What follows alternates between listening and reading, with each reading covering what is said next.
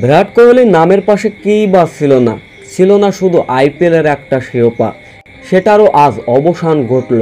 দীর্ঘ 18 বছর পরে চ্যাম্পিয়ন বনে গেল আরসিবি। ফাইনালের মতো মঞ্চে বিরাট কোহলি ব্যাট হাতে দুর্দান্ত পারফরমেন্স করেছিলেন গুরুত্বপূর্ণ 43 রান, যার ফলে পাঞ্জাব কিংসকে 191 রানের মহা লক্ষ্যমাত্রা ছুড়ে দিয়েছিল রয়্যাল চ্যালেঞ্জার বেঙ্গালুরু। সেই লক্ষ্য তাড়া করতে নেমে ম্যাচটি চলে যায় শেষ মুহূর্তের নাটকীয়তায়। শেষ ওভারে জয়ের জন্য প্রয়োজন ছিল 29 রান। শশাঙ্ক সিং একাই ব্যাট হাতে তাণ্ডব চালালেন। শেষ ওভারে তো নিয়েই বসলেন 24 রান, তবুও পাঞ্জাব কিংসের শেষ রক্ষা হলো না। পাঞ্জাব কিংসকে 6 রানের ব্যবধানে হারিয়ে দীর্ঘ 18 বছর পরে চ্যাম্পিয়ন বনে গেল রয়্যাল চ্যালেঞ্জার বেঙ্গালুরু। ম্যাচ জয়ের পরে যখন আনন্দ ভাগাভাগি করে নিচ্ছিলেন সবাই, তখন বিরাট কোহলির স্ত্রী আনুশকা শর্মা এটা কি করে বসলেন।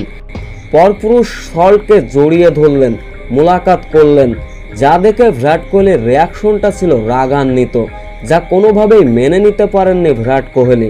নিজের স্ত্রী হয়ে পরপুরুষকে এমনভাবে জড়িয়ে ধরবেন তিনি, সেটা হয়তো মেনে নিতে পারেননি বিরাট কোহলি।